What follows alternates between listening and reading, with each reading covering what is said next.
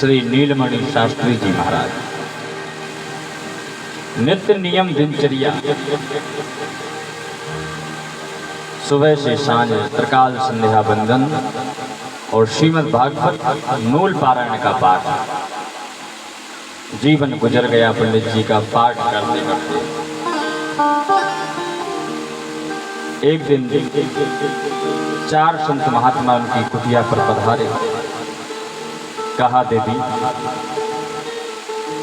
हम 4 संत आए हैं और हमको भूख लगी है, कोई भोजन की व्यवस्था करें। लेकिन जैसे पंडितानी ने देखा कि 4 महात्मा द्वार पर खड़े हैं, भिक्षा की याचना कर रहे हैं, लेकिन घर में इतना कुछ भी अन्न नहीं, कोई भी ऐसी घर में वस्तु नहीं कि जिससे हम संतों का सेवा कर सकें, इन संतों को हम प्रदान कर सकें। संतों से हाथ जोड़ा, भगवान हमारे घर में किसी भी प्रकार की इतनी व्यवस्था नहीं है कि हम 4 संतों का भोजन करा सकें। संत तो भगवान का नाम लेते हुए वहां से चले गए, लेकिन देवी जी जैसे अंदर गईं तो देखा कि कमरे में बैठे बैठे पंडित जी भागवत जी का पाठ कर रहे हैं। क्रोध आया, पुराण को उठाया, पन्नों को फाड़कर पंडित जी के सिर से मार दिया और कहा कि जाओ, जिंदगी तो निकल गई है तुम्हारी, कुछ करना धरना है नहीं, कोई काम करते नहीं, कोई व्यवसाय करते नहीं, सुबह से लेकर शाम केवल पाठ। अरे आप हमारे पाठ की वजह से देखो हमारी कितनी बेइज्जती हुई। 4 संतों को हमने घर से खाली हाथ लौटाया। यदि कोई काम करते होते, कोई धंधा करते होते तो आज ये हमारी बेइज्जती संतों के सामने नहीं होती। जाओ यहाँ से, घर से निकल जाओ, यहाँ पर खाने पीने को कुछ नहीं मिलेगा। पंडितानी जब नाराज हुई तो पंडित नीलमणि शास्त्री जी घर को त्याग के गंगा किनारे की ओर चले गए। इधर में भगवान का ध्यान किया, लेकिन प्रभु ने जब ये सारी चीजों को देखा, अपने भक्त की इस दशा को देखा तो उनसे नहीं रहा। प्रबल प्रेम के पाले पड़कर प्रभु का नियम बदलते देखा, अपना मान भले टल जाए, पर भक्त का मानना टलते देखा। भगवान ने देखा कि हमारा भक्त उतना दुखी है। भगवान ने ग्वाला का वेश बनाए, सुंदर वस्त्रों को पहना, माथे पर पगड़ी बांधी और एक गुट्टे में हीरे जवाहरात मोती सोना चांदी भरा और पंडित जी के घर पर पहुंच गए।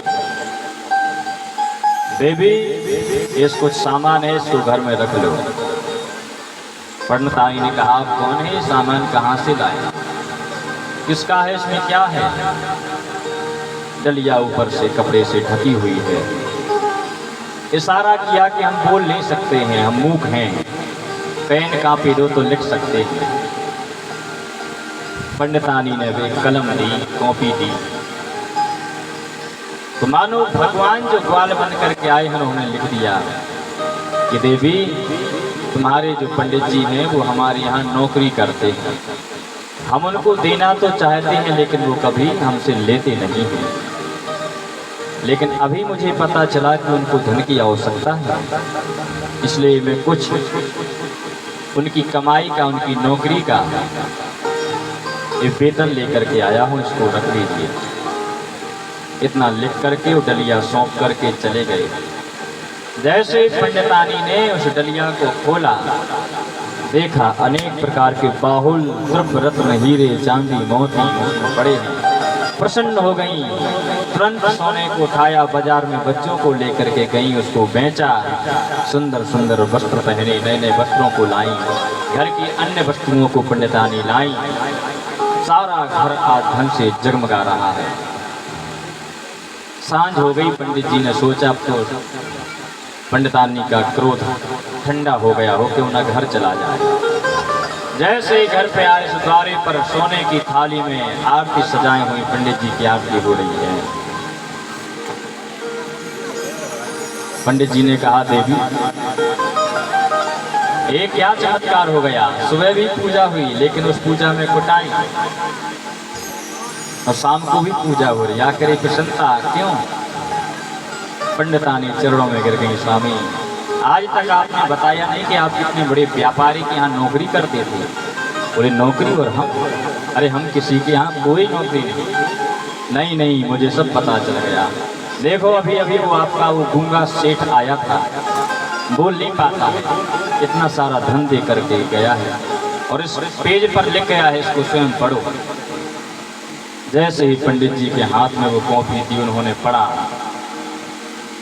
प्रत्येक अक्षर अक्षर में उस पंडित जी को भगवान का दर्शन होने लगा, साक्षात चमत्कार होने लगा। भगवान के लिखे हुए एक एक शब्द में भगवान की एक एक छवि दर्शन दे रही है। भाव में आकर होकर के पंडित जी गदगद हो गए। यही इस भागवत की महिमा है। भागवत जी में लिखा है, तेनेयम वाङ्मयी मूर्ति प्रत्यक्षा कृष्ण एवं। ये साक्षात भगवान की वाङ्मयी प्रतिमूर्ति है, जो है प्राण आपके सामने रखा है। कोई साधारण वस्तु नहीं, कोई साधारण किताब नहीं। एक एक शब्द में, एक एक अक्षर में, एक एक वर्ण में साक्षात श्री हरि विराजमान है। तो कहने का भाव, जो भक्त श्रद्धा विश्वास भक्ति से निपुण होकर के इस ज्ञान गंगा में अवगाहन करते, इस कथा को सुनते हैं, भगवत कृपा से उनके सारे कष्ट सारे दुखों का अंत होकर के भगवान उनकी सारी मनोकामनाओं को पूर्ण करते हैं।